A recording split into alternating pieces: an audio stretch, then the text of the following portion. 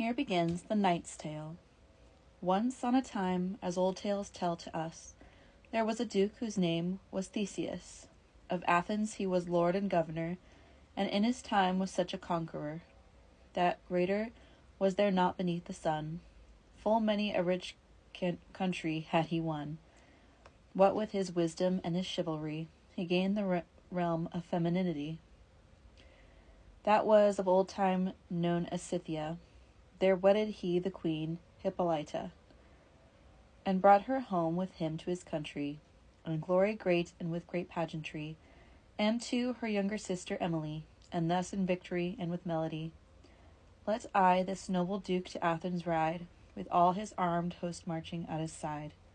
And truly were it not too long to hear, I would have told you fully how, that year, was gained the realm of femininity, by Theseus and by his chivalry, and all of the great battle that was wrought, where Amazons and the Athenians fought, and how was wooed and won Hippolyta, that fair and hardy queen of Scythia.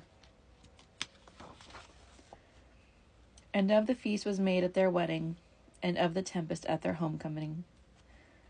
But all of that I must for now forbear. I have, God knows, a larger field for my share, and weak the oxen and the soil is tough, the remnant of the tale is long enough. I will not hinder any in my turn. Let each man tell his tale until we learn which of us all the most deserves to win. So where I stopped again I'll now begin. This duke of whom I speak, of great renown, when he had drawn almost unto the town, in all well-being and in utmost pride, he grew aware, casting his eyes aside, that right upon the road, as suppliants do, a company of ladies, 2 by 2, knelt all in black before his cavalcade. But such a clamorous cry of woe they made, that in the whole world living man had heard no such a lamentation, on my word. Nor would they cease lamenting, till at last they'd clutch his bridle reins and held them fast. What folk are you that at my homecoming disturb my triumph with this dolorous thing? Cried Theseus. Do you so much envy my honor that you thus complain and cry? Or who has wronged you now, or who offended? Come, tell me whether it may be amended. And tell me, why are you clothed thus in black? The eldest lady of them answered back, after she'd swooned, with cheeks so deathly drear, that it was pitiful to see and hear, and said, Lord, to whom fortune has but given victory, and to conquer where you've striven, your glory and your honor grieve not us, but we beseech your aid and pity thus. Have mercy on our woe and our distress, some drop of pity of your gentleness. Upon us wretched women, O let fall, for see, Lord, there is no one of us all that has not been a duchess or a queen. Now we are captives, as may well be seen. Thanks be to fortune and her treacherous wheel, there's none can rest assured of constant weal. And truly, Lord, expecting your return, in pity's temple where the fires yet burn, we have been waiting, through a long fortnight. Now help us, Lord, since it is in your might. I, wretched woman, who am weeping thus, was once the wife of King Capaneus, who died at Thebes. Oh, cursed be the day, and all we that you see in this array. And make this lamentation to be known, all we have lost our husbands at that town, during the siege that round about it lay, and now the old Creon, ah, well away. The lord and governor of Thebes city, full of his wrath and all iniquity, he, in despite and out of tyranny, to do the dead a shame and villainy, of all our husbands lying among the slain, has piled the bodies in a heap amain, and will not suffer them, nor give consent, to buried be or burned, nor will relent, but set his dogs to eat them out of spite. And on that word, at once without respite, they all fell prone and cried out piteously, Have on us, wretched women, some mercy, and let our sorrow sink into your heart. This gentleman duke down from his horse did start, with heart of pity, when he'd heard them speak. It seemed to him his heart must surely break, seeing them there so miserable of state, who had been proud and happy but so late. And in his arms he took them tenderly, giving them comfort understandingly, and swore his oath that as he was true knight, he would put forth so thoroughly his might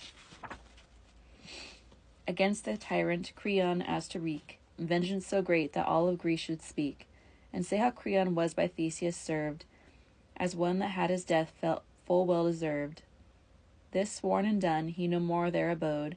His banner he displayed, and forth he rode. Toward Thebes, and all his host marched on beside. Nor near Athens would he walk or ride, nor take his ease for even half a day, but onward and in camp that night he lay. And thence he sent Hippolyta the queen, and her bright sister Emily, I ween, unto the town of Athens there to dwell. While he went forth, there is no more to tell. The image of red Mars, with spear and shield, so shone upon his banner's snow-white field. It made a billowing glitter up and down, and by the banner borne was his pennon, on which in beaten gold was worked complete the Minotaur, which he had slain in Crete. Thus rode this duke, thus rode this conqueror, and in his host of chivalry the flower, until he came to Thebes and did alight, full in the field where he'd intend to fight. But to be brief in telling of this thing, with Creon, who was Thebes' dread lord and king, he fought and slew him manfully, like knight, in open war, and put his host to flight. And by assault he took the city then, levelling wall and rafter with his men, and to the ladies he restored again the bones of their poor husbands who were slain, to do for them the last rites of that day. But it were far too long a tale to say the clamour of great grief and sorrowing those ladies raised above the bones burning under the pyres, and of the great honour that Theseus, the noble conqueror, paid to the ladies when from him they went. To make the story short is my intent. When then this worthy duke, this Theseus, had slain Creon and won Thebes city thus, still on the field he took that night his rest, and dealt with all the land as he thought best. In searching through the heap of enemy dead, stripping them of their gear from heel to head, the busy pillagers could pick and choose, after the battle, what they best could use. And so befell that in a heap they found, pierced through with many a grievous bloody wound, 2 young knights lying together side by side, bearing one crest wrought richly of their pride. And of those 2, Arcita was the one, the other knight was known as Palamon. Not fully quick, nor fully dead they were, but by their coats of arms and by their gear, the heralds readily could tell withal that they were of the Theban blood royal, and that they had been of 2 sisters born. Out of the heap the spoilers had them torn, and carried gently over to the tent of Theseus, who shortly had them sent to Athens, there in prison cell to lie for ever without ransom till they die. And when this worthy duke had all this done, he gathered host and home he rode anon, with laurel crowned again as conqueror. There lived he in all joy and all honour. His term of life, what more need words express? And in a tower in anguish and distress, Palamon and Arcita, day and night, dwelt whence no gold might help them to take flight.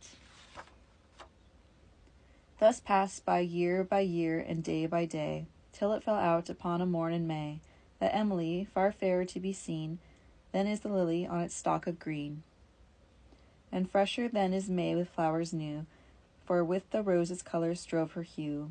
I know not which was fairer of the 2. Before the dawn, as was he wont to do, she rose and dressed her body for delight. For May will have no sluggards of the night. That season rouses every gentle heart, and forces it from winter's sleep to start, saying, "Arise and show thy reverence." So Emily remembered to go thence, in honour of the May, and so she rose. Clothed she was sweeter than any flower that blows. Her yellow hair was braided in one tress, behind her back a full yard long, I guess. And in the garden, as the sun uprose, she sauntered back and forth and through each close, gathering many a flower white and red, to weave a delicate garland for her head. And like a heavenly angel's was her song, the tower tall, which was so thick and strong. And of the castle was the great donjon, wherein the 2 knights languished in prison, of whom I told and shall yet tell withal, was joined at base unto the garden wall, whereunder Emily went dallying. Bright was the sun, and clear that morn in spring. And Palamon, the woeful prisoner, as was his wont by leave of his gaoler, was up and pacing round that chamber high, from which the noble city filled his eye. And to the garden fell of branches green, wherein bright Emily, fair and serene, went walking and went roving up and down, this sorrowing prisoner, this Palamon, being in the chamber pacing to and fro, and to himself complaining of his woe. Cursing his birth, he often cried, alas! And so it was, by chance or other pass, that through a window closed by many a bar, of iron strong and square as any spar, he cast his eyes upon Amelia, and thereupon he blenched and cried out, ah!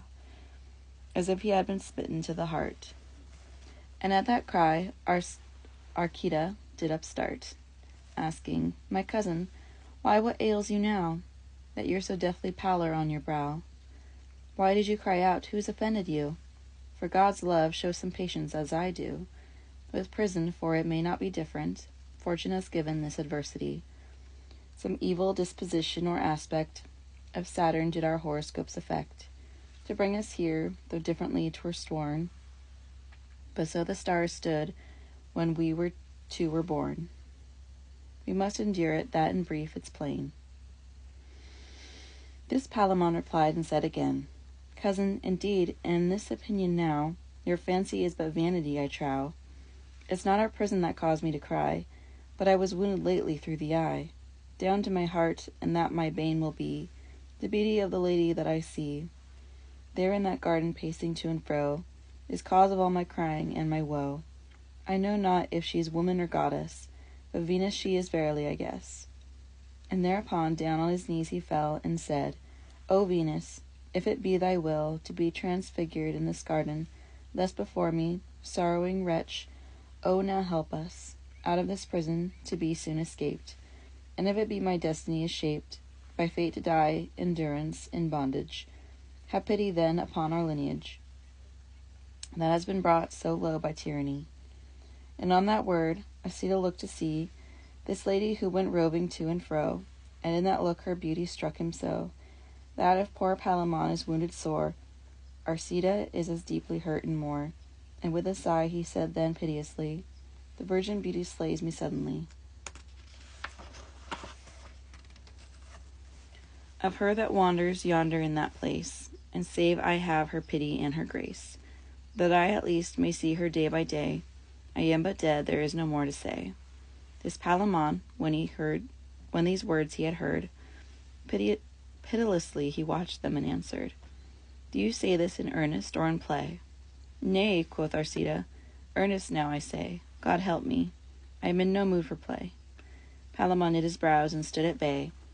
It will not prove, he said, to your honor, after so long a time to turn traitor, to me, who am your cousin and your brother, sworn as we are, and each unto the other, that never, though for death in any pain, never indeed till death shall part us twain, either of us in love shall hinder other, no, nor in anything, O my dear brother, but that instead you shall so further me, as I shall you, all this we did agree.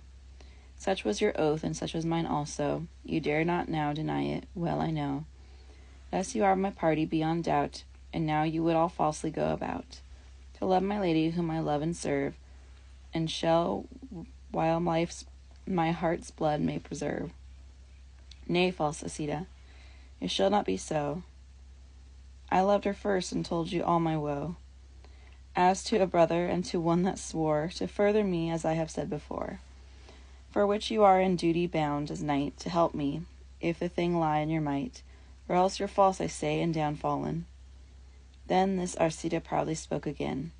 You shall, he said, be rather false than I, and that you're so, I tell you utterly, for par amour, I loved her first, you know. What can you say? You know not even now whether she is a woman or goddess. Yours is a worship as of holiness, while mine is love as of a mortal maid, wherefore I told you of it unafraid. As to my cousin and my brother sworn, let us assume you loved her first this morn. Know you not well the ancient writers saw, of who shall give a lover any law? Love is a greater law, aye, by my pan, than man has ever given to earthly man. And therefore statute law and such decrees are broken daily in all degrees. A man must needs have love maugre his head, He cannot flee it, though he should be dead. And be she maid or widow or a wife, and yet it is not likely that in life you'll stand within her graces, nor shall I. For you are well aware, aye verily, that you and I are doomed to prison drear. Perpetually, we gain no ransom here. We strive but as those dogs did for the bone. They fought all day, and yet their gain was none. Till came a kite while they were still so wroth, and bore the bone away between them both. And therefore at the king's court, O my brother, is each man for himself, and not for other. Love if you like, for I love, and I shall, and certainly, dear brother, that is all. Here in this prison cell must we remain, and each endure whatever fate ordain. Great was the strife, and long betwixt the two, if I had but the time to tell it to you. Save in effect it happened on a day, to tell the tale as briefly as I may. A worthy duke, men called Pirithous, who had been friend unto Duke Theseus, since each had been a little child, a chit, was come to visit Athens and visit his playfellow, as he was wont to do, for in this whole world he loved no man so, and Theseus loved him as truly, nay, so well each loved the other, old books say, that when one died, it is but truth I tell, the other went and sought him down in hell. But of that tale I have no wish to write. Pirithous loved Arcita too that night, having known him in Thebes full many a year, and finally at his request and prayer, and that without a coin of ransom paid, Duke Theseus released him out of shade, freely to go where'er he wished, and to his own devices, as I'll now tell you. The compact was, to set it plainly down, as made between those two of great renown, that of Arcita any time were found, ever in life by day or night on ground, of any country of this Theseus, and he were caught, it was concerted thus, that by the sword he straight should lose his head. He had no choice, of taking leave he sped, homeward to Thebes, lest by the sword's sharp edge he forfeit life, his neck was under pledge. How great a sorrow is Arcita's now, how through his heart he feels death's heavy blow. He weeps, he wails, he cries out piteously, he thinks to slay himself all privily. Said he, alas, the day that I was born, I'm in worse prison now, and more forlorn. Now am I doomed eternally to dwell, no more in purgatory, but in hell. Alas that I have known Pirithous, for else had I remained with Theseus, better within that cell, but even so, then had I been in bliss, and not in woe. Only the sight of her that I would serve, though I might never her dear grace deserve, would have sufficed, well enough for me. My dear cousin Palamon, said he, yours is the victory, and that is sure, for there full happily ye may endure. In prison, never, but in paradise. Well has fortune turned for you the dice, who have the sight of her, I the absence, for possible it is in her presence. You being a knight, a worthy and able, that by some chance, since fortune's changeable, you may to your desire some time attain, but I that am an exile and in pain, stripped of all hope, and in so deep despair, that there's no earth, nor water, fire, nor air, nor any creature made of them there is, to help or give me comfort now in this. Surely I'll die of sorrow and distress. Farewell, my life, my love, my joyousness. Alas, why is it men so much complain of what great God or fortune may ordain, when better is the gift in any guise than men may often for themselves devise? One man desires only that great wealth which may but cause his death or long ill health. One who from prison gladly would be free, at home by his own servants slain might be. Infinite evil lies therein, 'tis clear. We know not what it is we pray for here. We fare as he that's drunken as a mouse. A drunk man knows right well he has a house, but he knows not the right way leading thither, and a drunk man is sure to slip and slither. And certainly in this world so fare we furiously pursue facility. Yet we go often wrong before we die. This may we all admit, and specially I, who deemed and held, as I were under spell, that if I might escape from prison cell, then would I find again what joy might heal, who now am only exiled from my weal. For since I may not see you, Emily, I am but dead, there is no remedy. And on the other hand, this Palamon, when that he found Arcita truly gone, such lamentation made he, that the tower resounded of his crying, hour by hour. The very fetters on his legs were yet, again with all his bitter salt tears wet. Alas, said he, Arcita, cousin mine, with all our strife, God knows you've won the wine. You're walking now in Theban streets at large, and all my woe you may from mine discharge. You may, too, since you've wisdom and manhood, assemble all the people of our blood, and wage a war so sharp on this city, that by some fortune or by some treaty you shall yet have lady to your wife, for whom I now must needs lay down my life. For surely 'tis impossibility, since you are now at large from prison free, and are our lord, great is your advantage, above my own who die here in a cage. For I must weep and wail, the while I live, and all the grief that prison cell may give. And now with pain that love gives me also, which doubles all my torment and my woe, therewith the fires of jealousy upstart within his breast and burn him to the heart, so wildly that he seems one to behold, like seared box tree or ashes dead and cold. Then said he, O you cruel gods that sway this world in bondage of your laws, for I, and write upon the tablets adamant your counsels and the changeless words you grant. What better view of mankind do you hold than of the sheep that huddle in the fold? For man must die like any other beast, or rot in prison under foul arrest, and suffer sickness and misfortune sad, and still be ofttimes guiltless too, by gad. What management is in this prescience, that, guiltless, yet torments our innocence? And this increases all my pain as well, that man is bound by law, nor may rebel, for fear of God, but must repress his will, whereas a beast may all his lust fulfill. And when a beast is dead, he feels no pain, but after death, man yet must weep amain. Though in this world he had but care and woe, there is no doubt that it is even so. The answer leave I to divines to tell, but well I know this present world is hell. Alas, I see a serpent for a thief, that has brought many a true man unto grief, going at large and where he wills may turn. But I must lie in gaol, because Saturn, and Juno too, both envious and mad, have spilled out well nigh all the blood we had. At Thebes and desolated were her wide walls, and Venus slays me with the bitter galls of fear of Arcita and jealousy. Now will I leave this Palamon, for he is in his prison where he still must dwell, and of Arcita will I forthwith tell. Summer being passed away and nights grown long, increase now doubly all the anguish strong, both of the lover and the prisoner. I know not which one was the woefuller, for, to be brief about it, Palamon is doomed to lie forever in prison, in chains and fetters till he shall be dead, and exiled on the forfeit of his head. Arcita must remain abroad, nor see for evermore the face of his lady. You lovers, now I ask you this question: who has the worse, Arcita or Palamon? The one may see his lady day by day, but yet in prison must he dwell for aye. The other, where he wishes he may go, but never see his lady more. Ah, no.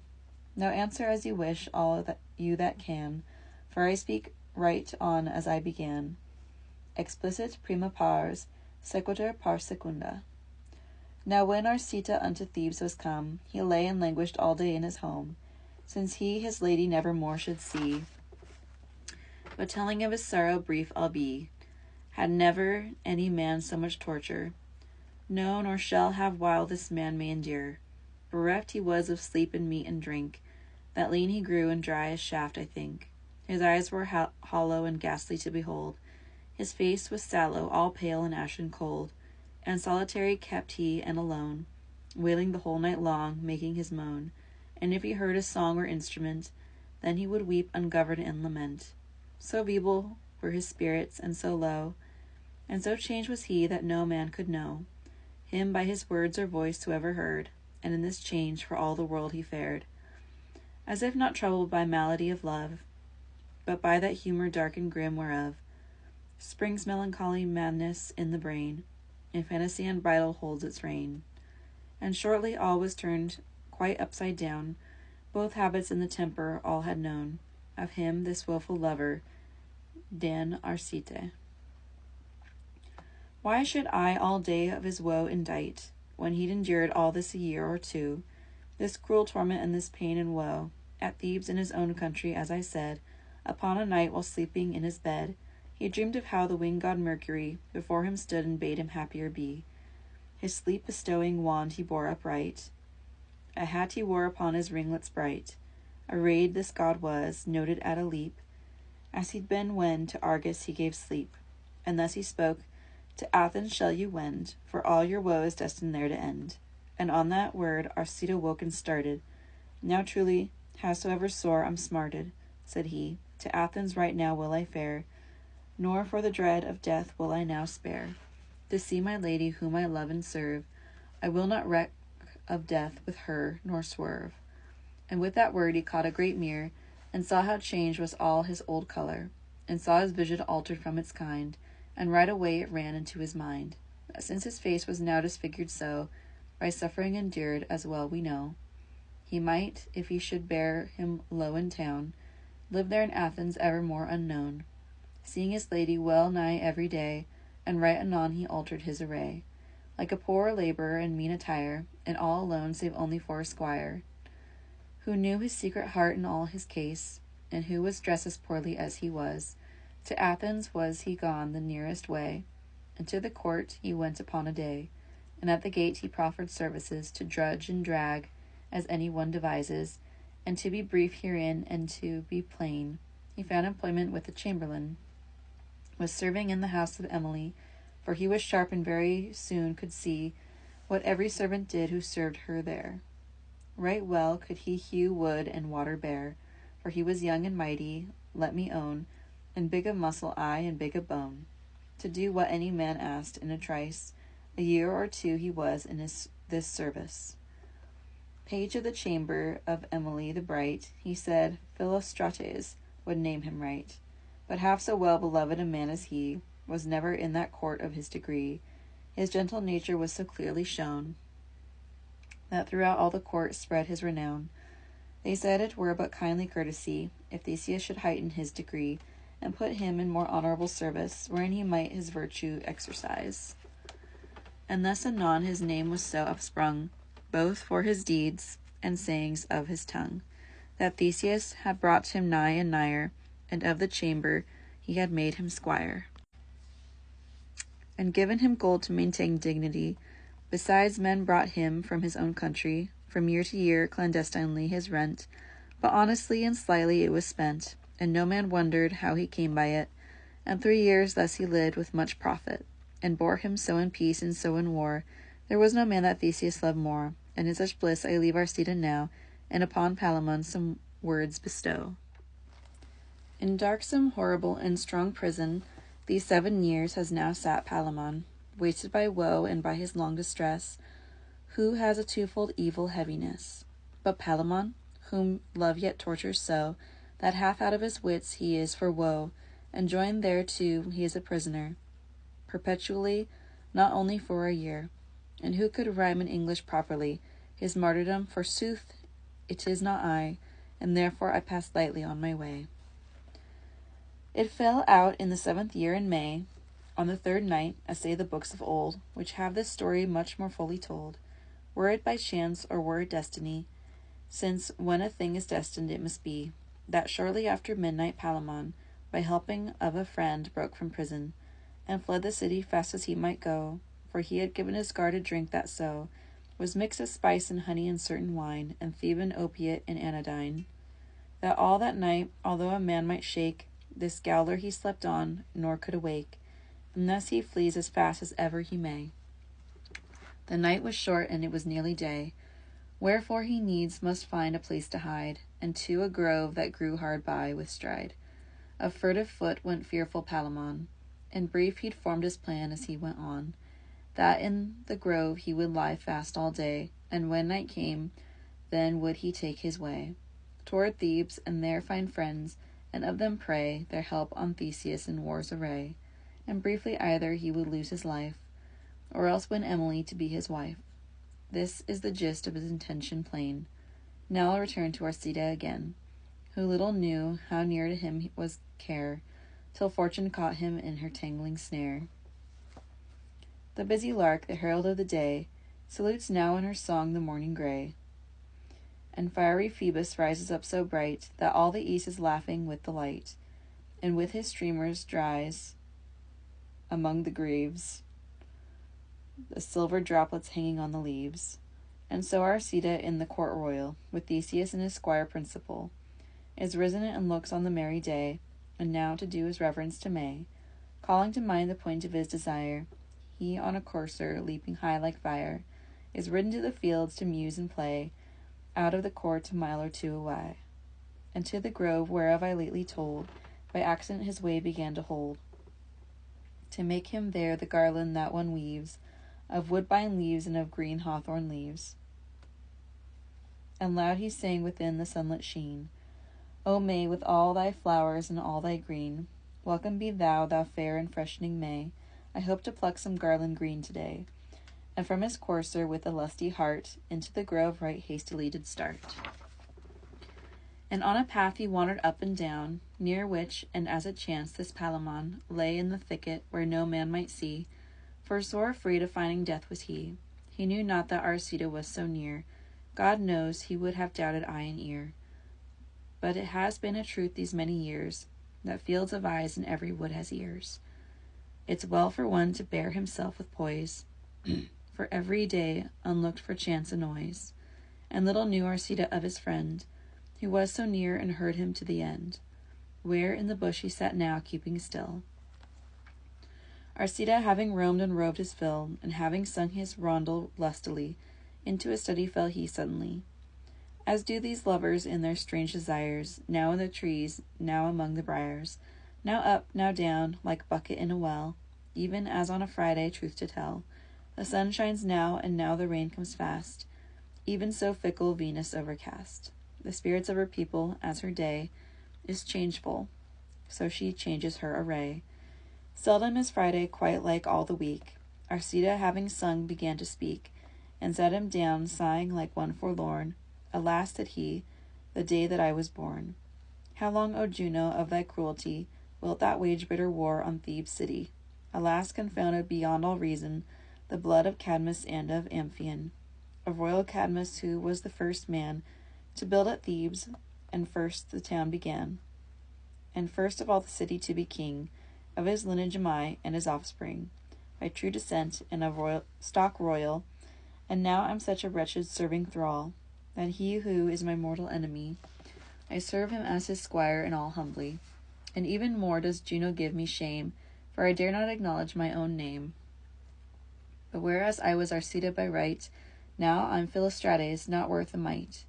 Alas, thou cruel Mars, alas, Juno, thus have your angers all our kin brought low.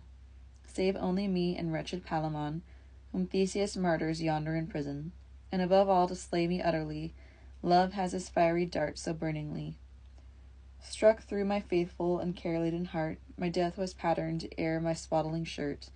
You slay me with your 2 eyes, Emily. You are the cause for which I now must die. For on the whole of all my other care, I would not set the value of a tear. So I could do one thing to your pleasance. And with that word he fell down in a trance that lasted long, and then he did upstart. This Palamon, who thought that through his heart he felt a cold and sudden sword blade glide. For rage he shook, no longer would he hide. But after he had heard Arcita's tale, as he were mad, with face gone deathly pale, he started up and sprang out of the thicket, crying, Arcita, O you traitor wicked!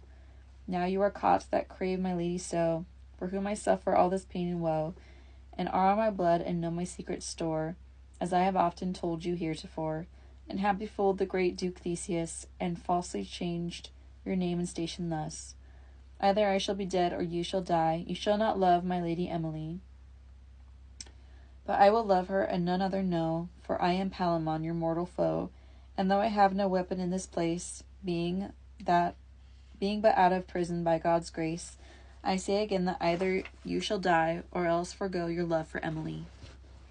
Choose which you will, for you shall not depart. This Arcita, with scornful angry heart, when he knew him and all the tale he had heard, fierce as a lion, and he pulled a sword, and answered thus, By God that sits above, were it not you are sick and mad for love, and that you have no weapon in this place, out of this grove you'd never move a pace. But meet your death right now and at my hand, for I renounce the bond and its demand, which you assert that I have made with you. What errant fool loves free to choose and do? And I will have her spite all your might, but inasmuch as you're a worthy knight, and willing to defend your love in mail, hear now this word, tomorrow I'll not fail, without the cognizance of any wight, to come here armed and harnessed as a knight, and to bring arms for you too, as you'll see, and choose the better and leave the worst for me. And meat and drink this very night I'll bring, enough for you and clothes for your bedding.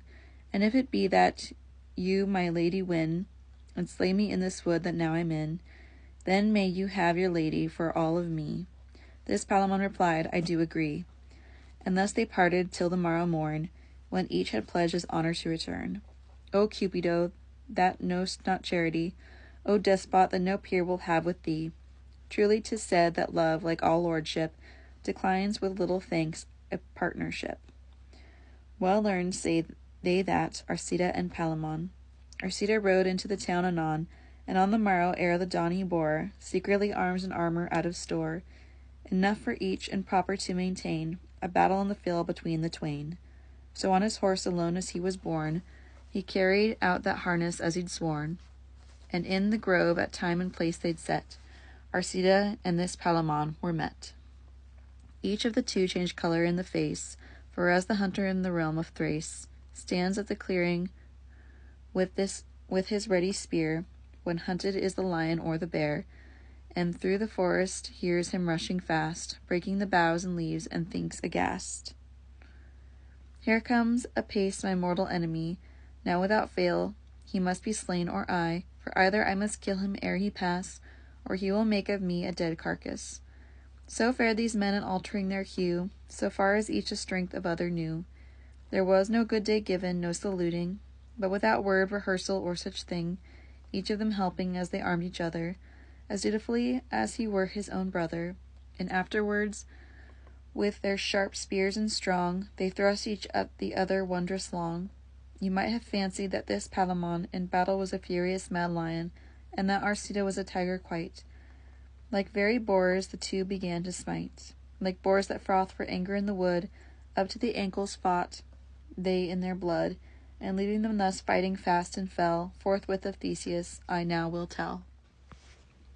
Great destiny, minister general, that executes in this world and for all the needs that God foresaw ere we were born, so strong it is that, though the world had sworn the contrary of a thing, be yea or nay, yet sometime it shall fall upon a day, though not again within 1,000 years. For certainly our wishes and our fears, whether of war or peace, or hate or love, all are ruled by that foresight above. This show I now by mighty Theseus, who to go hunting is so desirous, and specially of the heart often in May, that in his bed there dawns for him no day, that he's not clothed and soon prepared to ride, with hound and horn and huntsman at his side. For in his hunting has he such delight, that it is all his joy and appetite, to be himself the great heart's deadly bane, for after Mars he serves Diana's reign.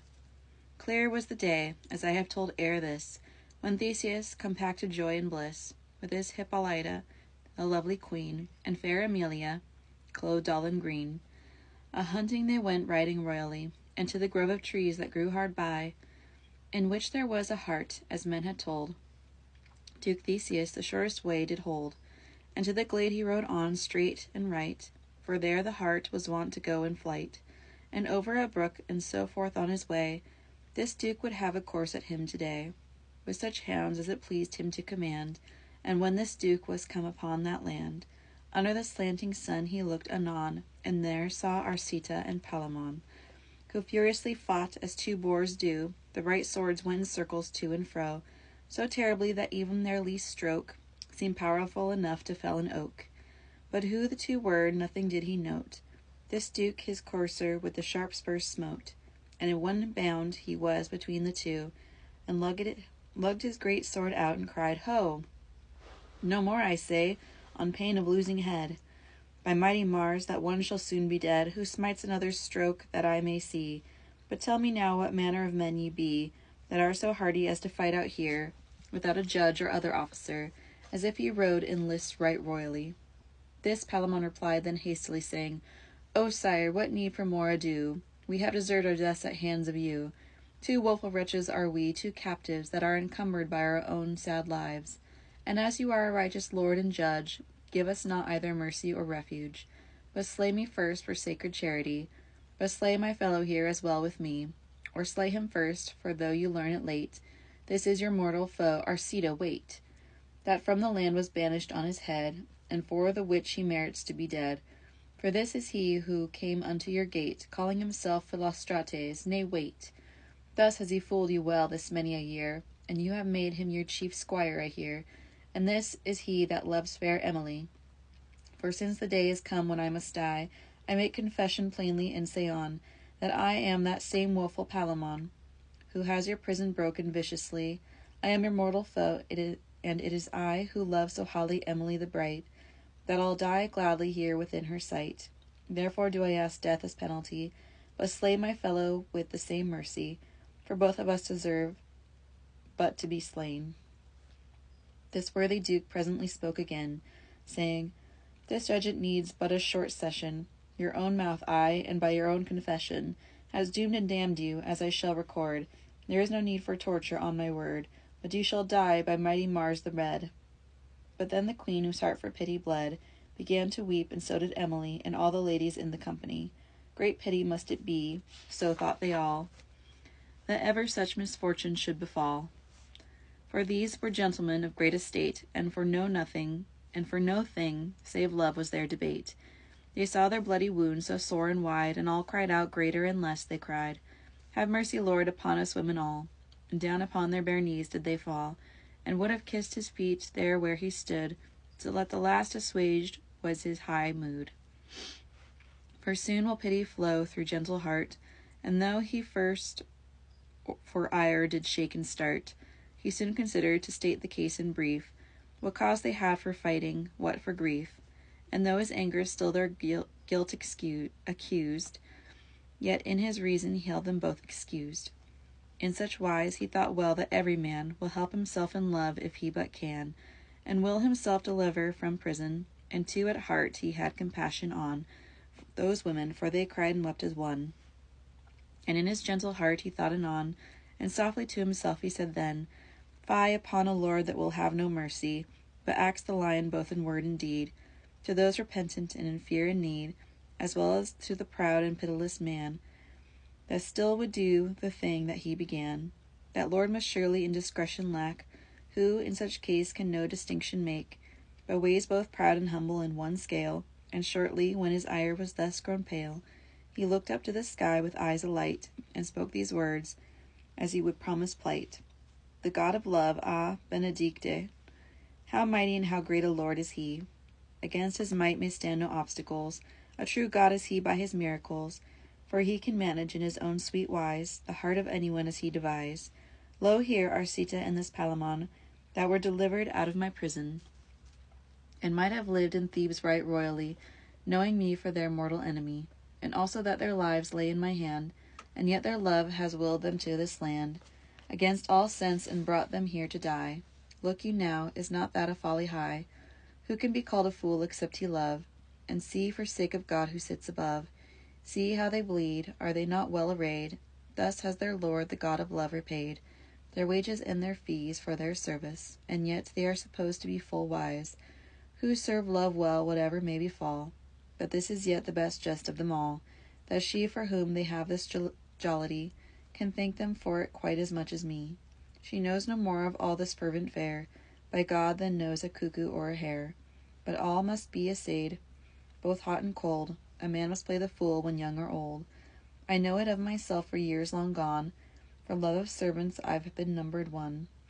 And therefore, since I know well all love's pain, and know how sorely it can a man constrain, as one that has been taken in the net, I will forgive your trespass and forget, at instance of my sweet queen, kneeling here, I, and of Emily, my sister dear, you shall presently consent to swear that never more will you my power dare, nor wage war on me either night or day, but will be friends to me in all you may.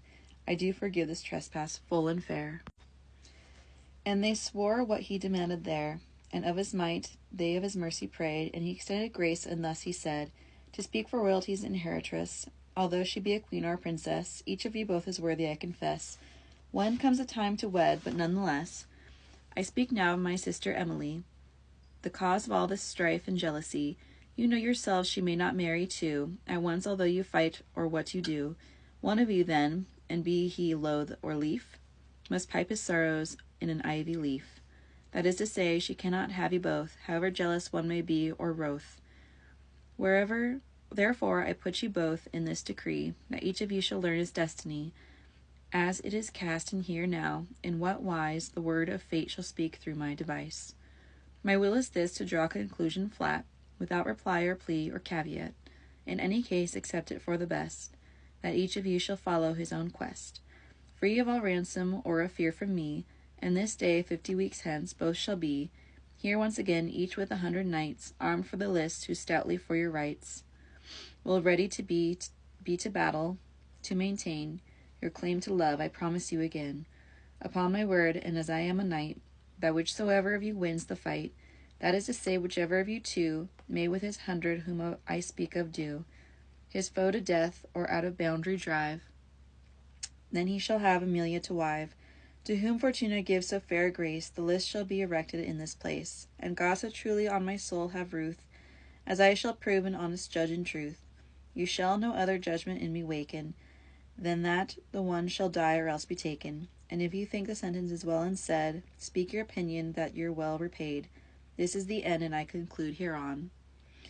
Who looks up lightly now but Palamon? Who leaves for you but our seat of the night? And who could tell, or who could ever write, the jubilation made within that place, where Theseus has shoven so fair a grace? But down on knee went each one for delight, and thanked him there with all his heart and might. Especially those Thebans did their part, and thus with high hopes, being blithe of heart, they took their leave, and homeward did they ride to Thebes that sits within her old walls wide. Explicit secunda pars sequitur pars tertia. I think that men would deem it negligence if I forgot to tell of the expense of Theseus, who went so busily to work upon the lists right royally, for such an amphitheatre he made. Its equal never yet on earth was laid. The circuit rising, hemmed a mile about, walled all of stone and moated deep without. Round was the shape as compass ever traces, and built in tiers the height of 60 paces, that those who sat in one tier or degree should hinder not the folk behind to see. Eastward there stood a gate of marble white, and westward such another opposite. In brief, no place on earth, and so sublime, was ever made in so small space of time. For in the land there was no craftsman quick at plain geometry or arithmetic, no painter and no sculptor of hard stone, but Theseus pressed meat and wage upon, to build that amphitheatre and devise, and to observe all rites and sacrifice, over the eastern gate and high above, for worship of Queen Venus, god of love. He built an altar and an oratory, and westward, being mindful of the glory of Mars, he straightway builded such another, as cost a deal of gold and many a bother. And northward, in a turret on the wall, of alabaster white and red coral, an oratory splendid as could be, in honor of Diana's chastity, Duke Theseus wrought out in noble wise, but yet have I forgot to advertise the noble carvings and the portraitures, the shapes, the countenances, the figures, that all were in these oratories three. First, in the fane of Venus one might see, wrought on the wall, and piteous to behold, the broken slumbers and the sighing cold, the sacred tears and the lamenting dire, the fiery throbbing of the strong desire, that all love's servants in this life endure, the vows that all their promises assure. Pleasure and hope, desire, foolhardiness, beauty, youth, bodiness, and riches, yes. Charms and all force and lies and flattery, expense and labor, aye, and jealousy. That war of marigolds, a great garland, and had a cuckoo sitting on her hand. Carols and instruments, and feasts and dances, lust and array, and all the circumstances of love that I may reckon or ever shall, in order they were painted on the wall. Aye, and more too than I have ever known, for truly all the mount of Cithaeron, where Venus has her chief and favored dwelling, was painted on that wall beyond my telling, with all the gardens in their loveliness, nor was forgot the gate-guard idleness, nor fair Narcissus of the years long gone, nor yet the folly of King Solomon, no, nor the giant strength of Hercules, nor Circe's and Medea's sorceries, nor Turnus with his hardy, fierce courage, nor the rich Croesus, captive in his age. Thus may be seen that wisdom, nor largesse, beauty, nor skill, nor strength, nor hardiness, may with Queen Venus share authority. For as she wills, so must the whole world be. Lo, all these folk were so caught in her snare, they cried aloud in sorrow and in care. Here let suffice examples one or two, though I might give 1,000 more to you. The form of Venus, glorious as could be, was naked floating on the open sea, and from the navel down all covered was with green waves bright as ever any glass. A citole in her small right hand had she, and on her head, and beautiful to see, a garland of red roses, sweet smelling. Above her swirled her white doves fluttering. Before her stood her one son Cupido, whose 2 white wings upon his shoulders grow. And blind he was, as it is often seen. A bow he bore, and arrows bright and keen. Why should I not as well now tell you all the portraiture that was upon the wall? Within the fane of mighty Mars the Red, in length and breadth the whole wall was painted, like the interior of that grisly place, the mighty temple of great Mars of Thrace. In that same cold and frosty region where Mars to his supreme mansion may repair. First on the wall was limned a vast forest, wherein there dwelt no man nor any beast, with knotted, gnarled, and leafless trees, so old and sharpened stumps were dreadful to behold, through which there ran a rumbling even now, as if a storm were breaking every bough, and down a hill beneath a sharp descent the temple stood of Mars armipotent, wrought all of burnished steel, whereof the gate was grim like death to see, and long and straight, and therefrom raged a wind that seemed to shake the very ground and made the great doors quake. The northern light in at those same doors shone, for window in that massive well was none, through which a man might any light discern. The doors were all of adamant etern, riveted on both sides and all along, with toughest iron, and to make it strong. Each pillar that sustained this temple grim was thick as ton of iron bright and trim. There saw I first the dark imagining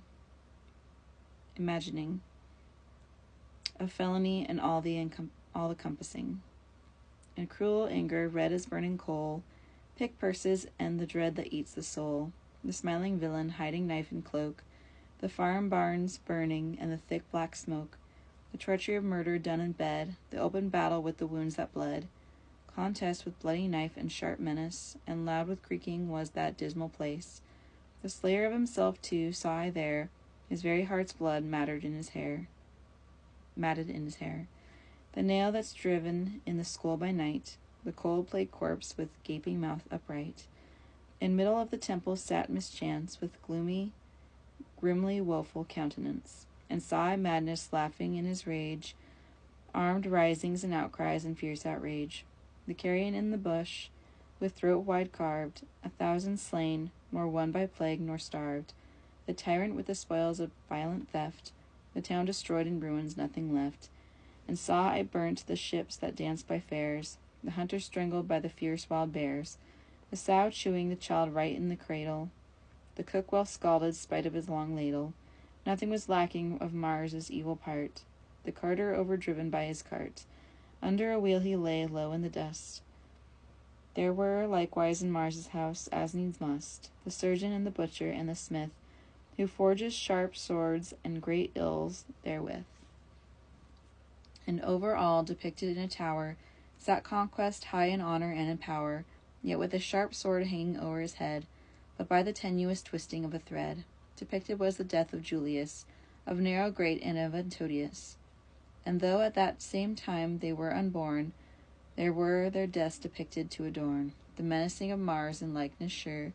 Things were so shown in all that portraiture, as are foreshown among the stars above, who shall be slain in war or dead for love. Suffice one instance from old plenitude. I could not tell them all, even if I would. Mars's image stood upon a chariot, armed and so grim that mad he seemed, God wot. And o'er his head 2 constellations shone, of stars that have been named in writings known, one being Puella, and one Rubeus. This god of armies was companioned thus. A wolf there was before him at his feet, red-eyed, and of a dead man he did eat. A cunning pencil that was limned the story, in reverence of Mars and of his glory.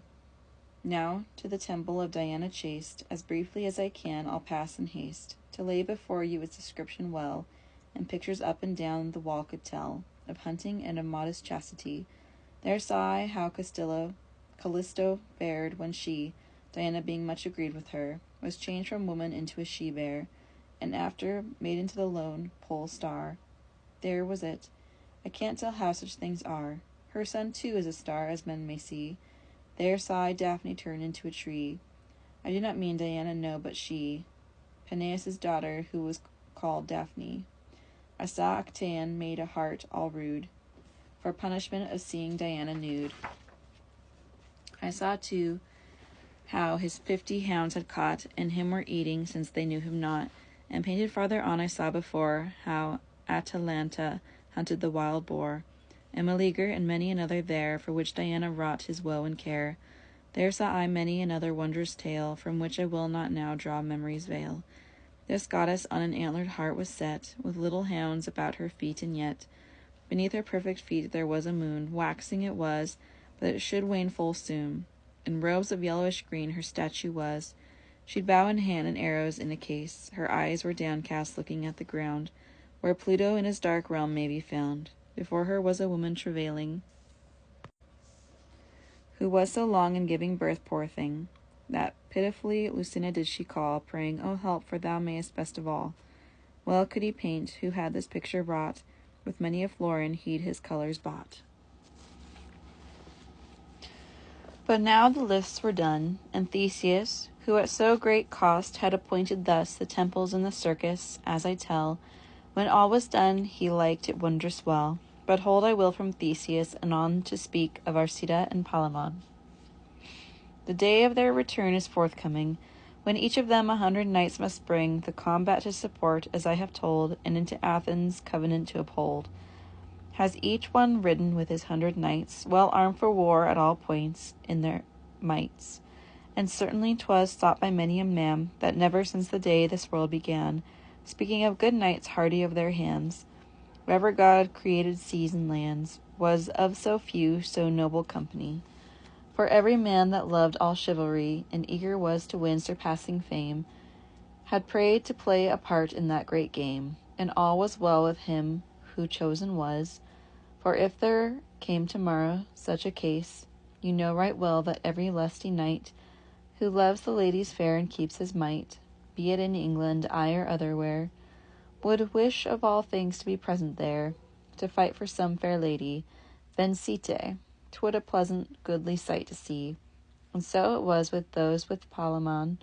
With him there rode of good knights many a one. Some would be armoured in a habergeon, and in a breastplate under light jupon.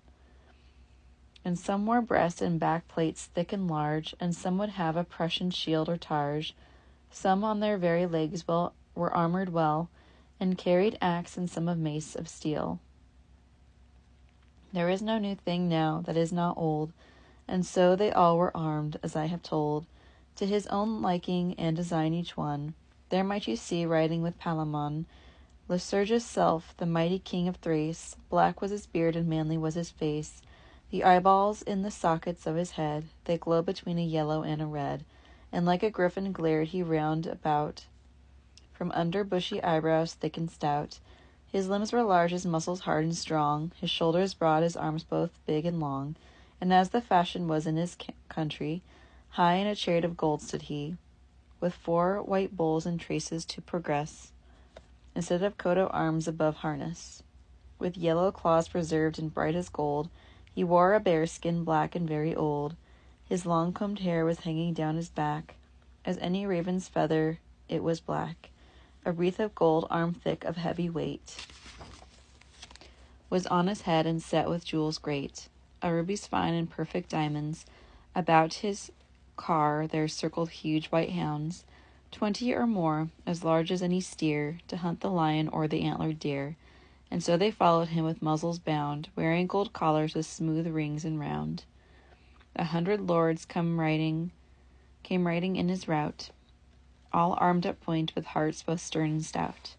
With Arcita in tales men call to mind the great Emetrius, a king of Ind, upon a bay steed harnessed all in steel, covered with cloth of gold, all diapered well, came riding like the god of arms, great Mars. His coat of arms was cloth of the Tartars, but gemmed with pearls, all white and round and great, of beaten gold his saddle varnished late. A mantle from his shoulders hung, the thing, close set with rubies red, like fire blazing.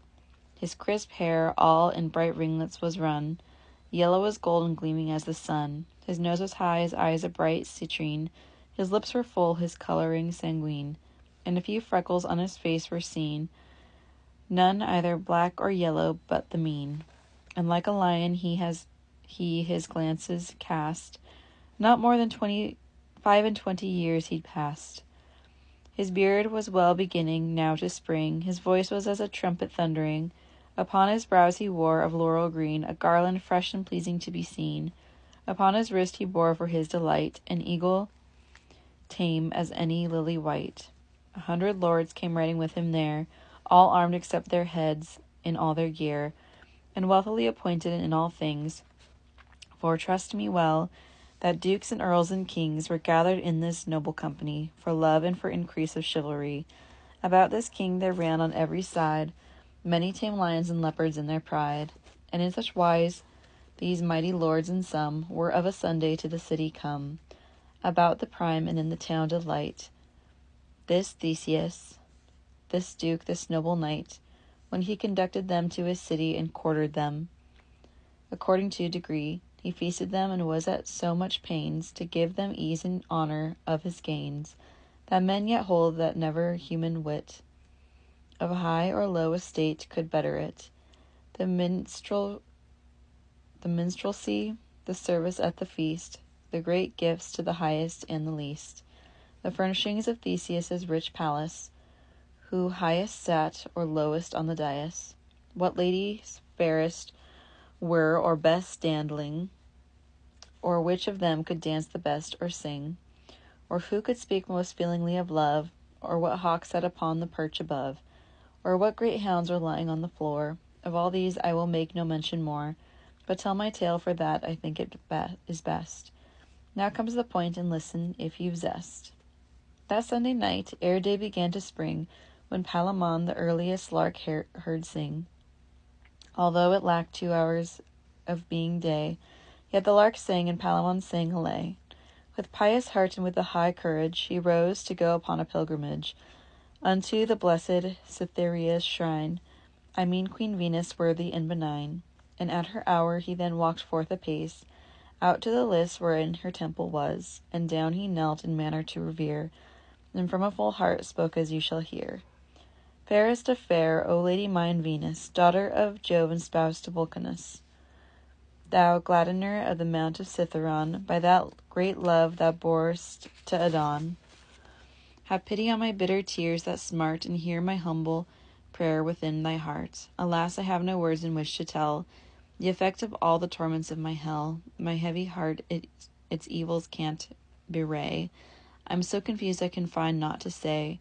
But mercy, Lady bright, that knowest well my heart, and seest all the ills I feel, consider and have ruth upon my sore, as truly as I shall for evermore, well as I may, thy one true servant be, and wage a war henceforth on chastity. If that will help, thus do I make my vow. To boast of knightly skill I care not now, nor do I ask tomorrow's victory, nor any such renown, nor vain glory of prize of arms blown before lord and churl, but I would have possession of one girl, of Emily, and die in thy service. Find thou the manner how and in what wise, for I care not unless it better be, whether I vanquish them or they do me. So I may have my lady in my arms, for though Mars is the god of war's alarms, my power is so great in heaven above, that if it be thy will, I'll have my love. In thy fane will I worship always, so that on thine altar, where'er I ride or go, I will lay sacrifice and thy fires feed, And if thou wilt not so, O Lady Seed, I pray thee that tomorrow, with a spear, Arcita bear me through the heart just here, for all care not, when I have lost my life, that Arcita may win her for his wife. This the effect and end of all my prayer. Give me my love, thou blissful lady fair. Now when he had finished all the orison, his sacrifice he made, this Palamon, right piously with all the circumstance, albeit I tell not now his observance. But at the last the form of Venus shook, and gave a sign, and thereupon he took this his acceptance of his prayer that day. For though the augury showed some delay, yet he knew well that granted was his boon, and with glad heart he got him home right soon. 3 hours unequal after Palamon to Venus' temple at the lists had gone. Up rose the sun, and up rose Emily, and to Diana's temple did she hie. Her maidens led she thither, and with them they carefully took fire in each emblem, and incense robes, and the remainder all of things for sacrifice ceremonial. There was not one thing lacking, all but add the horns of mead, as was a way they had, a smoking temple full of draperies fair, this Emily with young heart debonair. Her body washed in water from a well, but how she did the right I dare not tell, except it be at large and general, and yet it was a thing worth hearing all. When one's well-meaning, there is no transgression, but it is best to speak at one's discretion. Her bright hair was unbound, but combed withal. She wore of green oak leaves a coronal upon her lovely head. Then she began 2 fires upon the altar stone to fan, and did her ceremonies as were told in Statius' Thebaid and books as old. When kindled was the fire with sober face, unto Diana spoke she in that place. O thou chaste goddess of the wildwood green, by whom all heaven and earth and sea are seen, queen of the realm of Pluto, dark and low, goddess of maidens that my heart dost know, for all my years and knowest what I desire, O save me from thy vengeance and thine ire, that on Octavian fell so cruelly. Chaste goddess, well indeed thou knowest that I desire to be a virgin all my life, nor ever wish to be man's love or wife. I am, thou knowest, yet of thy company, a maid who loves the hunt and venery, and to go rambling in the greenwood wild, and not to be a wife and to be with child. I do not crave the company of men. Now help me, lady, since thou mayest and can, by the 3 beings who are one in thee, for Palamon, who bears such love to me, and for Arcita, loving me so sore, this grace I pray thee without one thing more, to send down love and peace between those 2, and turn their hearts away from me, so do, that all their furious love and their desire, and all their ceaseless torment and their fire, be quenched or turned into another place. And if it be thou wilt not show this grace, or if my destiny be molded so, that I must needs have one of these same 2, then send me him that most desires me. Behold, O goddess of utter chastity, the bitter tears that down my 2 cheeks fall, since thou art maid and keeper of us all. My maidenhead keep thou, and still preserve, and while I live a maid, thee will I serve.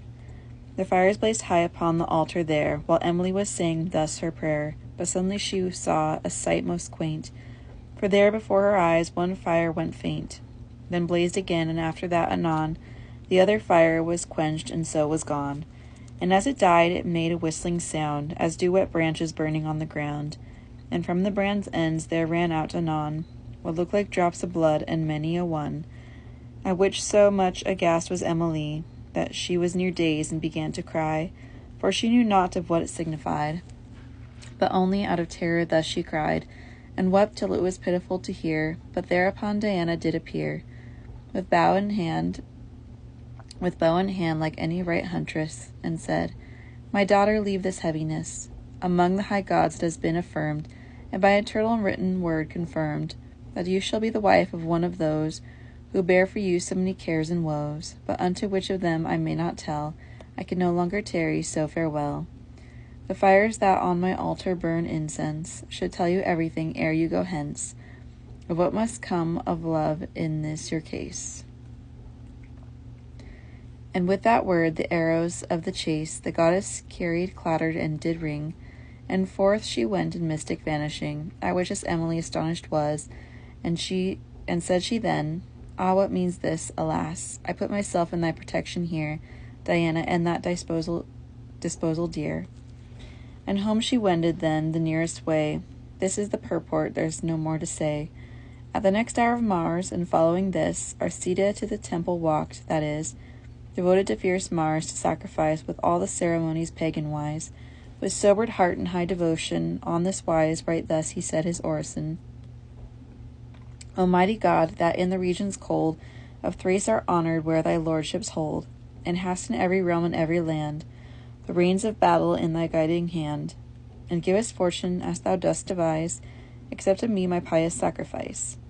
If so it be that my youth may deserve, and that my strength be worthy found to serve thy Godhead and be numbered one of thine, then pray I thee for ruth on pain that's mine, for that same pain and even that hot fire, wherein thou once didst burn with deep desire, when thou didst use the marvellous beauty of fair young wanton Venus, fresh and free, and hadst her in thine arms and at thy will.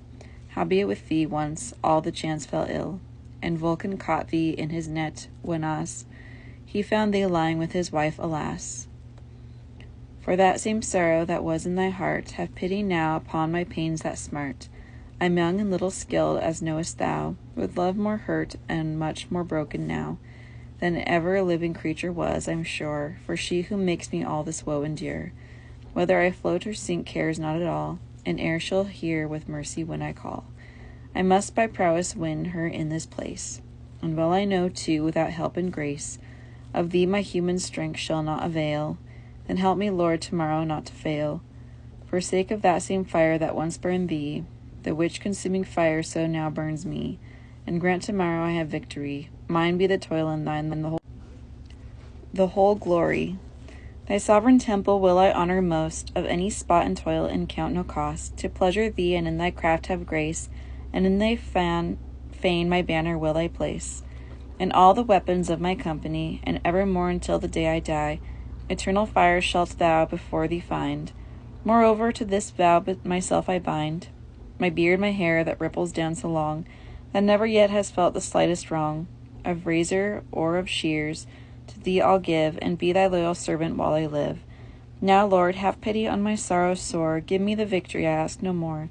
With ended prayer of Arcita the young, the rings that on the temple door were hung, and even the doors themselves rattled so fast, that this Arcita found himself aghast.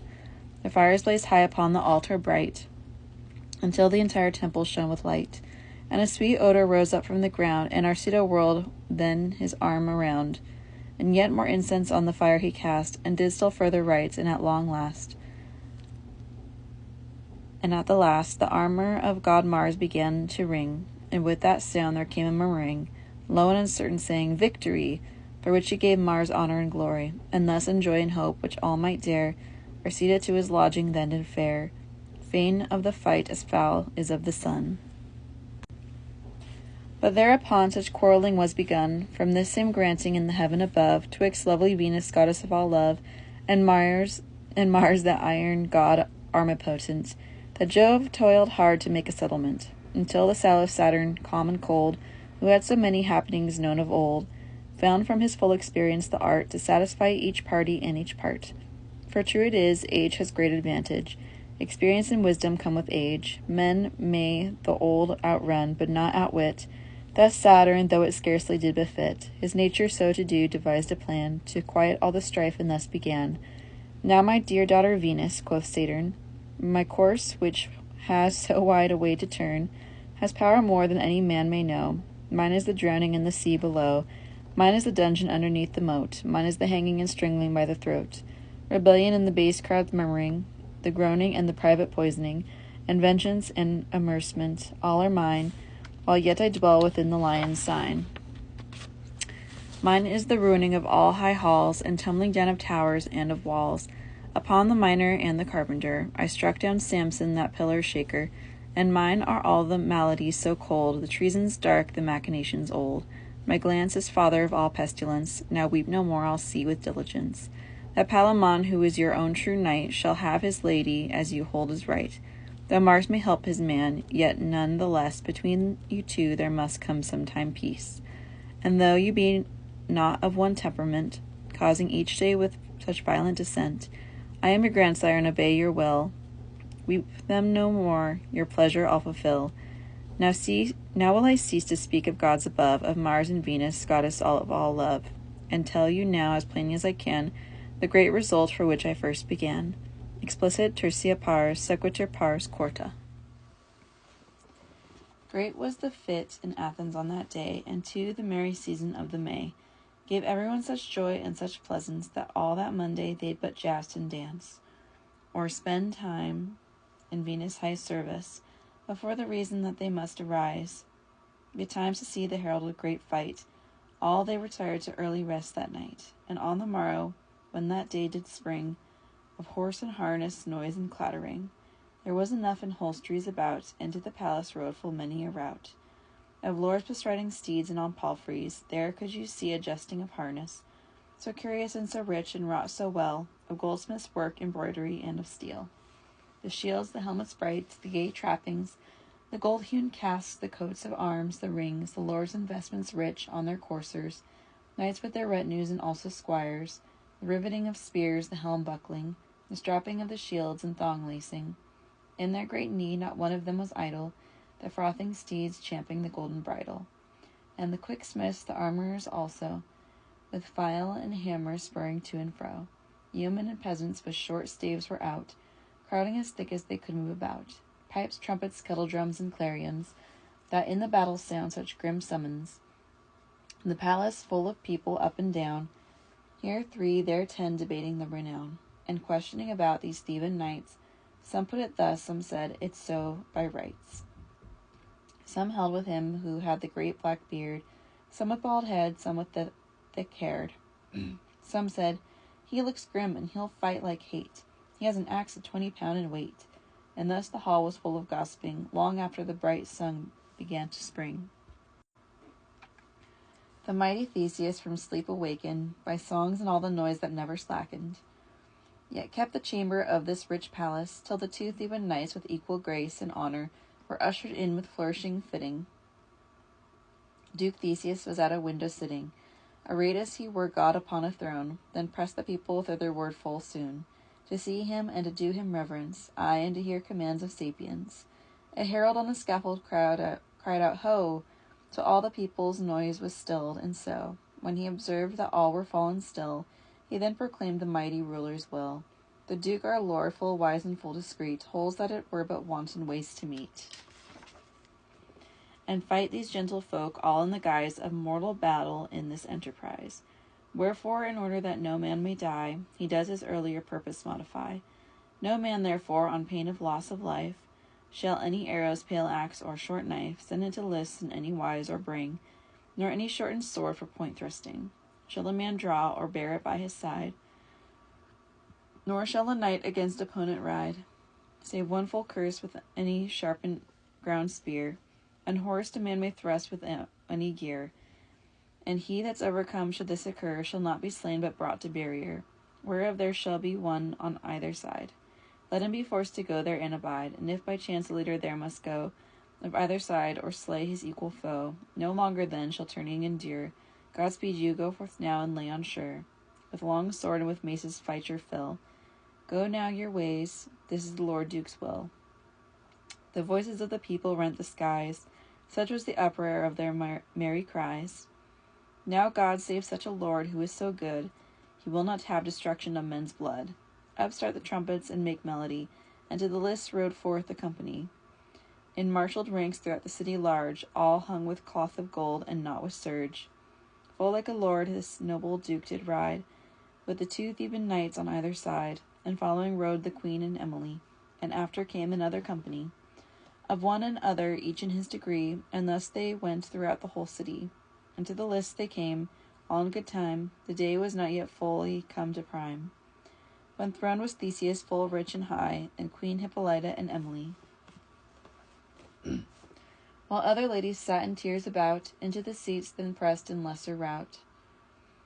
And westward through the gate of Mars right hardy, Arcita and the 100 of his party, with banner red, is entering anon, and in that self same moment Palamon is under Venus eastward in that place, with banner white and resolute of face, in all the world searching it up and down, so equal were they all from heel to crown.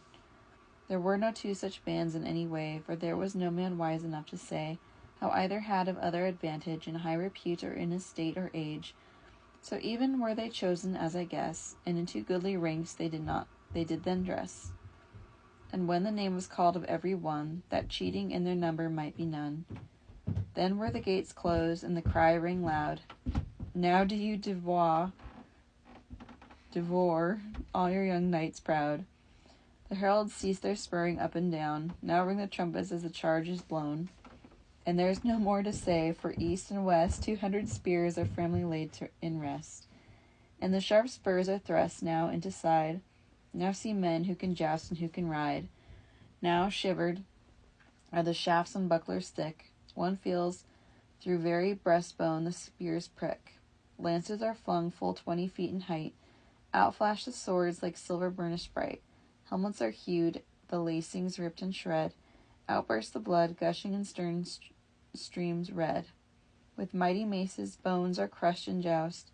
One through the thickest throng begins to thrust. Their strong steeds stumble now, and down goes all. One rolls beneath their feet as rolls a ball. One flails about with club, being overthrown. Another on a mailed horse rides him down. One through the body's hurt and hailed for aid, spite of his struggles to the barricade. As compact was, and there he must abide, and the others captured by the other side. At times Duke Theseus orders them to rest, to eat a bite and drink what each likes best. And many times that day Thebans too met in the fight and wrought each other woe. Unhorsed each has the other on that day, no tigress in the vale of Gallifrey, whose little whelp is stolen in the light, is cruel to the hunter as our sight. For jealousy is cruel to Palamon, nor in Bill-Marie when the hunt is on. Is there a lion wild for want of food, that of his prey desired so much the blood, as Palamon the death of Arcite there, their jealous blows fall on their helmets fair. Out leaps the blood, and makes their two sides red. But sometimes comes the end of every deed, and ere the sun has sunk to rest in gold, the mighty king Emetrius did hold this Palamon as he fought with Arcite, and made his sword deep in the flesh to bite, and by the force of 20 men he's made, unyielded to withdraw to barricade. And trying hard to rescue Palamon, the mighty king Lycurgus is borne down, and King Emetrius, for all his strength, is hurled out of the saddle a sword's length. So hits out Palamon once more, or ere, but all for naught he's brought to barrier. His hardy heart may now avail him not. He must abide there now, being fairly caught, by force of arms, as by provisions known. Who sorrows now but wilful Palamon, who may no more advance into the fight? And when Duke Theseus had seen this sight, unto the warriors fighting every one he cried out, Hold, no more, for it is done. Now will I prove true judge of no party. Theban Arcita shall have Emily, who by his fortune has her fairly won, and now a noise of people is begun. For joy of this, so loud and shrill withal, it seems as if the very lists will fall. But now what can fair Venus do above? What says she now? What does this queen of love but weep so fast for thwarting of her will? Her tears upon the list begin to spill. She said, Now am I shamed and overflung. But Saturn said, My daughter, hold your tongue. Mars has his will, his knight has all his boon, and by my head you shall be eased, and soon. The trumpeters and other minstrelsy, the heralds that did loudly yell and cry, were at their best for joy of Arcita. But hear me further while I tell you, the miracle that happened there anon. This fierce Arcita doffs his helmet soon, and mounted on a horse to show his face, he spurs from end to end of that great place, looking aloft to gaze on Emily, and she casts down on him a friendly eye, for women, generally speaking, go wherever fortune may her favor show. And she was fair to see, and held his heart. From the ground infernal furies start. From Pluto sent at instance of Saturn, whereat his horse for fear began to turn and leap aside, all suddenly falling there, and Arcita before he could beware, was pitched upon the ground upon his head, and lay there moving not, as he were dead. His chest crushed in upon the saddle bow, and black he lay as ever coal or crow. So ran the surging blood into his face. Anon they carried him from out that place, with heavy hearts to Theseus' palace. There was his harness cut away, each lace. And swiftly was he laid upon a bed, for he was yet alive, and some words said, crying and calling after Emily. Duke Theseus, with all his company, is come again to Athens, his city, with joyous heart and great festivity. And though sore grieved for this unhappy fall, he would not cast a blight upon them all. Men said, too, that Arcita should not die, but should be healed of all his injury, and of another thing they were right fain, which was that of them all no one was slain, though each was sore and hurt, and specially one, who got a lance head thrust through his breastbone. For other bruises, wounds, and broken arms, some of them carried salves, and some had charms, and medicines of many herbs and sage they drank to keep their limbs from hemorrhage. In all of which this duke, as he well can, now comforts and now honors every man, and makes a revelry the livelong night, for all these foreign lords, as was but right. Nor was there held any discomforting, save from the jousts and from the tourneying, for truly there had been no cause for shame, since being thrown is fortune of the game, nor is it to be led to barrier, unyielded and by 20 knights' power. One man alone, surrounded by the foe, driven by arms and dragged out heel and toe, and with his cursor driven forth with staves, of men on foot, yeomen serving knaves. All this imputes to one no kind of vice, and no man may bring charge of cowardice. For which anon Duke Theseus bade cry, to still all rancour and all keen envy, the worth as well of one side as the other, as equal both and each the other's brother, and gave them gifts according to degree, and held a 3 days' feast right royally. And then convoyed these kings upon their road for one full day, and to them honour showed, and home went every man on his right way. There was not more but farewell and good day. I'll say no more of war, but turn upon my tale of Arcita and Palamon. Swell now Arcita's breast until the sore increases near his blood yet more and more. The clotted blood, in spite of all each craft, rots in his bulk, and there it must be left, since no device of skilful bloodletting, nor drink of herbs can help him in this thing. The power expulsive, or virtue animal, called from its use the virtue natural, could not the poison void, nor yet expel.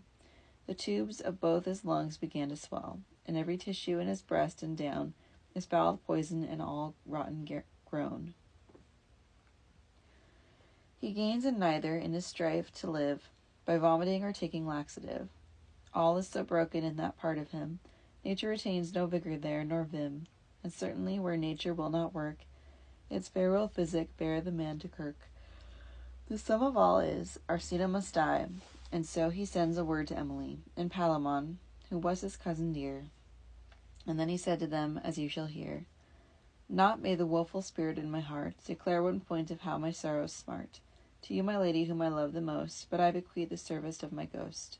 To you above all others, this being sure, now that my life may here no more endure. Alas the woe, alas the pain so strong, that I for you have suffered and so long. Alas for death, alas my Emily, alas the parting of our company.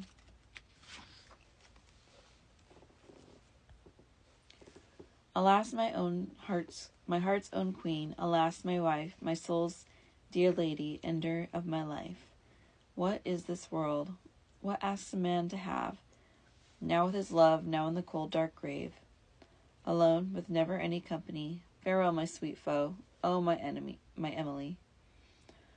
Oh, take me in your gentle arms, I pray, for love of God, and hear what I will say. I have here, with my cousin Palamon, had strife and rancor many a day that's gone, for love of you and for my jealousy.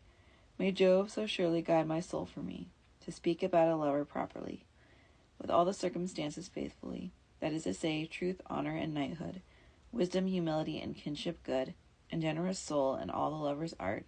So now may Jove have in my soul his part.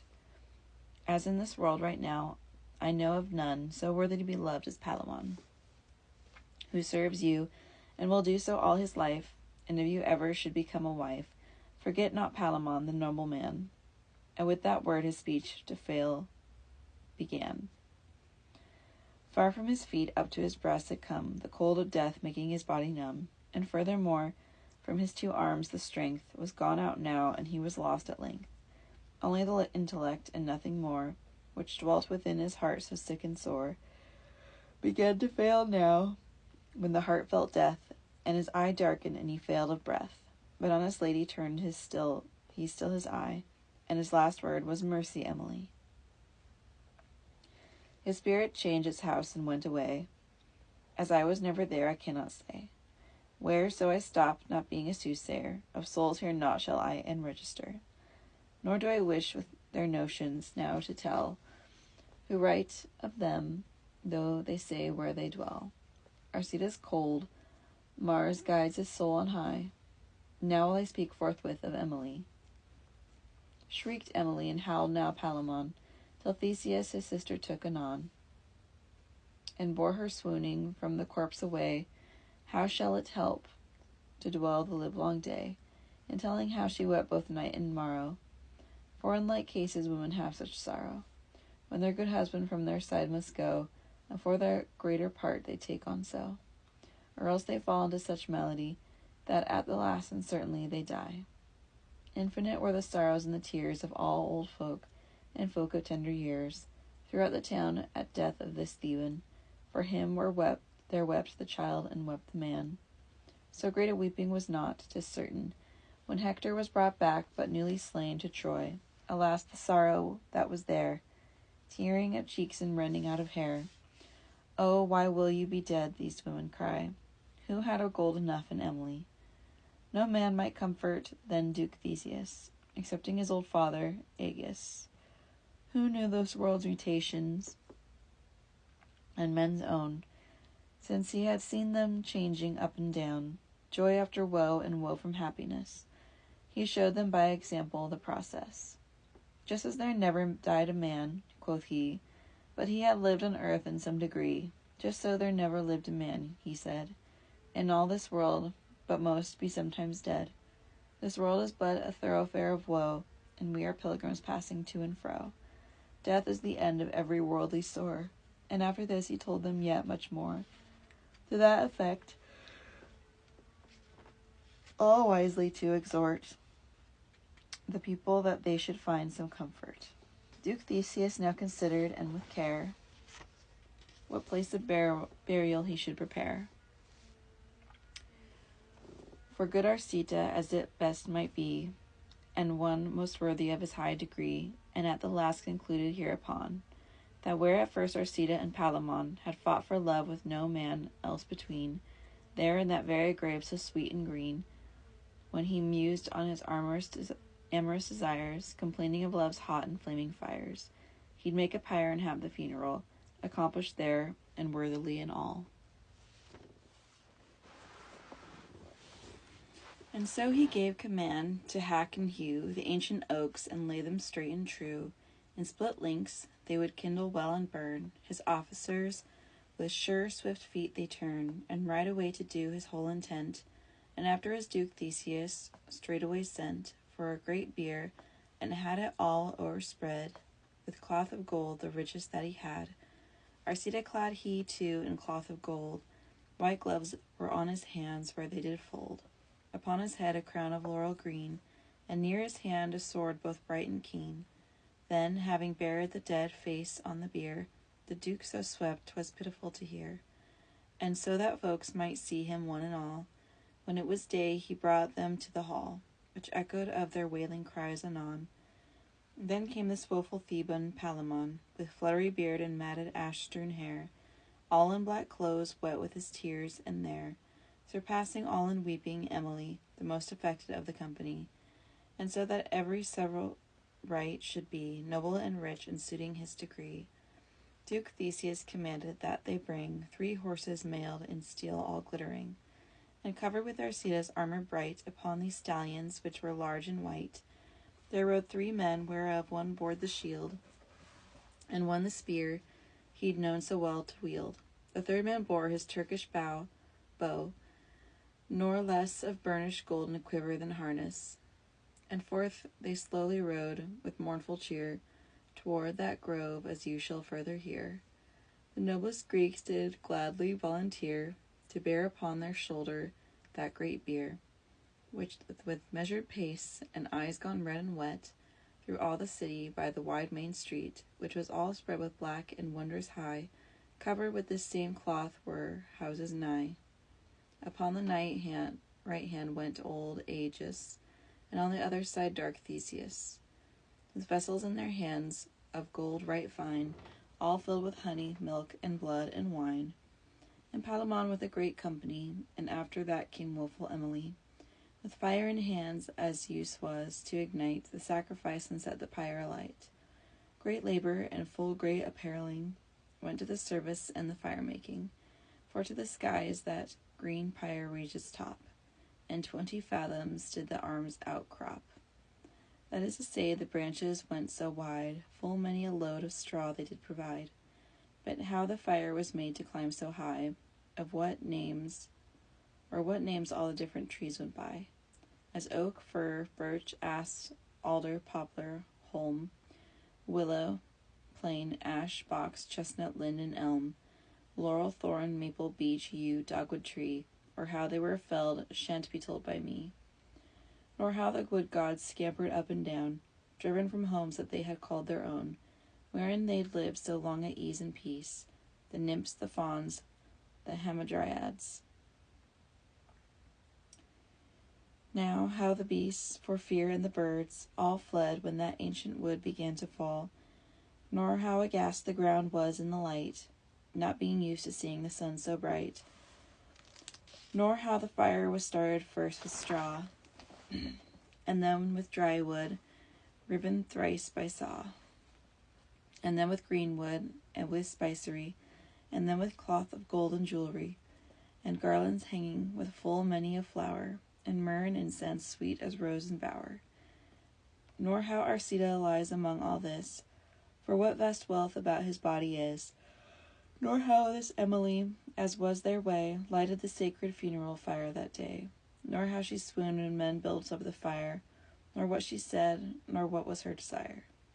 No, nor what gems men on the fire then cast, when the white flame went high and burned so fast, nor how one cast his shield, and one his spear, and some their vestments on that burning bier, with cups of wine and cups of milk and blood, into that flame which burned as wildfire would, nor how the Greeks in one huge wailing rout rode slowly 3 times all the fire about, upon the left hand with a loud shouting, and 3 times more with weapons clattering, while thrice the women were raised up a cry, nor how was homeward led sad Emily, nor how Arcita burned to ashes cold, nor aught of how the lich wake did they did hold all that same night, nor how the Greeks did play, who naked wrestling best with oil anointed, nor who best bore himself in deeds appointed.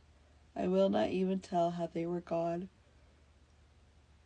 home into Athens when the play was done, but briefly to the point now will I wend, and make of this my lengthy tale an end. With passing in their length of certain years, all put by was the mourning and the tears of Greeks as by one general assent, and then it seemed there was a parliament at Athens upon certain points in case, among which points spoken of there was the ratifying of alliances, that should hold thieves from all defiances.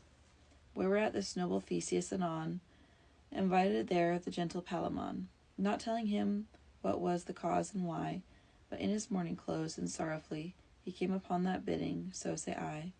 And then Duke Theseus sent for Emily, and they were seated, and was hushed the place, and Theseus had mused a little space, ere any word came from his full wise breast, his 2 eyes fixed on who so pleased him best.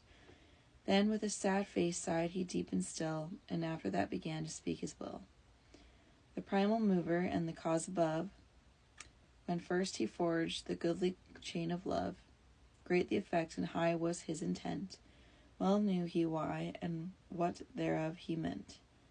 For with that goodly chain of love he bound the fire, the air, the water, and dry ground, in certain bounds in which they might not flee. That same first cause and mover, then quoth he, has stablished in this base world up and down a certain length of days to call their own, for all that are engendered in this place, beyond the which not one day may they pace. though yet all may that certain time abridge, authority there needs none, I allege. For it is well proved by experience, save that I please to clarify my sense. Then may men by this order well discern this mover to be stable and etern. Well may man know, unless he be a fool, that every part derives but from the whole. For nature has not taken his being from any part and portion of a thing, but from a substance perfect, stable, aye, and so continuing till changed away. And therefore of his wisdom's providence has he so well established ordinance, that species of all things and all progressions, if they'd endure, it must be by successions. Not being themselves eternal, 'tis no lie, this may you understand and see by eye. Lo now, the oak, that is long nourishing, even from the time that it begins to spring, and has so long a life as we may see, yet at the last all wasted in the tree. Consider too how even the hard stone under our feet we tread each day upon, yet waste it as it lies beside the way, and the broad river will be dry some day. And great towns wane, we see them vanishing, thus may we see the end to everything. Of man and woman just the same is true, needs must in either season of the two, that is to say, in youth or else in age, all men perish, the king as well as page. Some in their bed, and some in the deep sea, and some in the wide field, as it may be. There's not will help, all go the same way. Aye, then may I say that everything must die. Who causes this but Jupiter the king? He is the prince and cause of everything, converting all back to that primal well, from which it was derived, 'tis sooth to tell. And against this, for everything alive, of any state avails, it's not to strive. Then is it wisdom, as it seems to me, to make a virtue of necessity, and calmly take what we may not eschew, especially that which to all is due. Whoso would balk at aught, he does folly, and thus rebels against his potency. And certainly a man has most honor in dying in his excellence and flower, when he is certain of his high good name, for then he gives to friend and self no shame, and gladder ought a friend be of his death, when in much honor he yields up his breath, than when his name's grown feeble with old age, for all forgotten then in his courage. Hence it is best for all the noble name to die when at the summit of their fame. The contrary of this is wilfulness. Why do we grumble? Why have heaviness?